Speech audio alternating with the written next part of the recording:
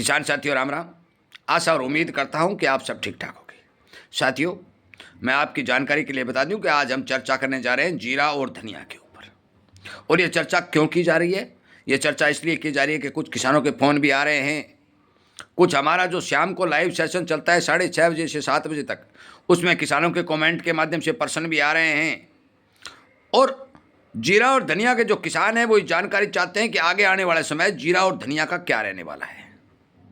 वैसे तो मैंने जीरा और धनिया के ऊपर आपको जानकारी दे रखी है कि धनिया 13,500 रुपये और जीरा 25,000 से प्लस 2026 के अंदर दिखाई देगा। ये क्यों देगा, इसके क्या कारण है, ये सारी बातें मैं इस वीडियो में पहुंचा रहा हूं। और हमारा जो एक मकसद है कि अनुमानित जानकारी जो किसानों तक पहुंचाई जा रही है, इसका एक मकसद है कि किसानों को जगाया जाए, समझाया जाए, समय पर उन तक ये बात पहुंचाई जाए कि हमारे देश के अंदर जो हम खेती कर रहे हैं उस खेती की कितनी डिमांड है, उस अन्न का कितना भंडार है, कितना प्रोडक्शन है, कितनी बिजाई है, इस सब बातों की जानकारी किसान को होना चाहिए।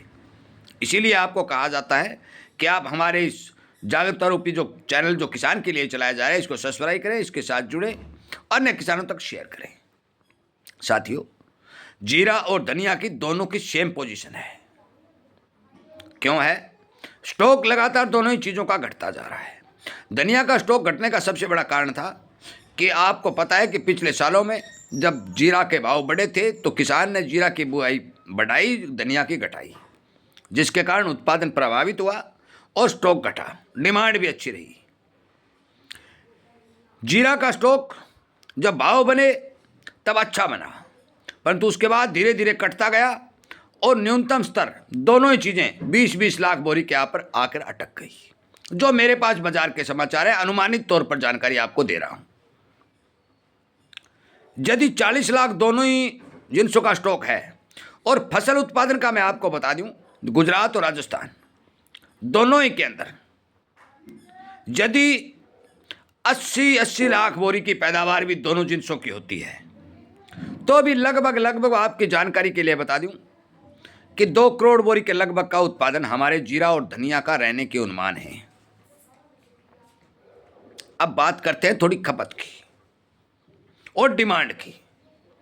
मैं आपकी जानकारी के लिए बता दूं, 2.5 करोड़ बोरी से प्लस की डिमांड जीरा और धनिया की रहती है और ये डिमांड 5 और 7% लगातार हमारे देश में नॉर्मल रूप से बढ़ रही है। देखिए, विदेशी डिमांड अलग से कोई निकल के आ जाए और कुछ हो जाए वो एक अलग बात है, मैं नॉर्मल डिमांड की बात कर रहा हूं।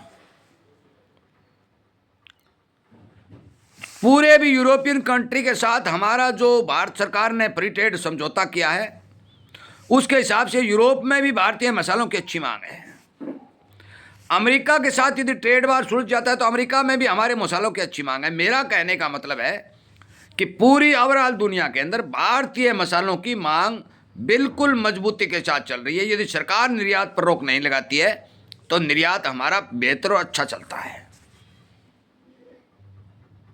जीरा और धनिया की फसल जो उत्पादन घटने के जो समाचार मिले हैं उनके 3-4 प्रमुख कारण हैं, आपको पता भी है। शुरुआती अवस्था में थोड़ी जो बारिश हुई उसके हिसाब से जीरा के जड़ों के अंदर, धनिया की जड़ों के अंदर काली जड़ होने की बीमारी आई और पौधे नष्ट होने चले, खेत के खेत खाली होने लगे। दूसरी बार जब सर्दी का प्रकोप बढ़ा तो फूलों को प्रभावित किया और भारी काफी मात्रा में फसलों को प्रभावित किया। तीसरी बार आपको याद होगा कि 2 दिन तक हमारे यहाँ बहुत तेज हवाएं चली, उन तेज हवाओं से भी जीरा और धनिया की फसल को नुकसान हुआ। चौथी बात, जो सर्दी का प्रकोप बढ़ा और पिछले दिनों जो बारिश हुई उससे भी जीरा और धनिया की फसल को प्रभावित होना पड़ा। इन सभी कारणों से यदि 1-1, 2-2, 5-5% बिजाई डाई में प्रभावित फसल होती है, मैं ओवरऑल सारे देश की, सारे एरिया की बात नहीं कर रहा, पर कुछ एक एरिया में ये रुझान मिले हैं, किसानों से मेरी बात हुई है तो उन्हें नुकसान हुआ है, ये सच्चाई है। साथियों, तो ये लगभग इस मौसम में अब तक 10% तक का नुकसान हमारे जीरा और धनिया की फसल में हो चुका है।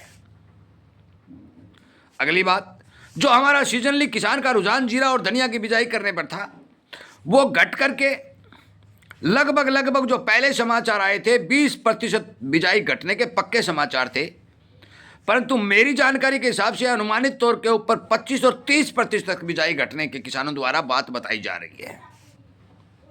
मैं आपकी जानकारी के लिए बता दूं, तमाम फंडामेंटल जीरा और धनिया के मजबूती के साथ चल रहे हैं। और जो मैंने आपको 2026 के टारगेट दिए हैं, ये टारगेट सुंदर रूप से पूरे होते नजर आ रहे हैं। अनुमानित तौर पर साथियों मैं बता रहा हूँ, हो सकता है कि एक 5, 7, 10% का कोई विधान मर जाए, पर तो 90% ये आकलन 101% सही होगा। बेचना रखना आपका काम होगा। मैं बेचने रखने की बात कभी नहीं कहता। मैं बाजार की एक एक जानकारी, एक एक फंडामेंटल, एक एक बिजाई का आंकड़ा, एक एक उत्पादन का आंकड़ा जो बाजार से निकल के आता है, किसानों द्वारा जो बताया जाता है, वही आप तक वीडियो के माध्यम से पहुंचा रहा हूं।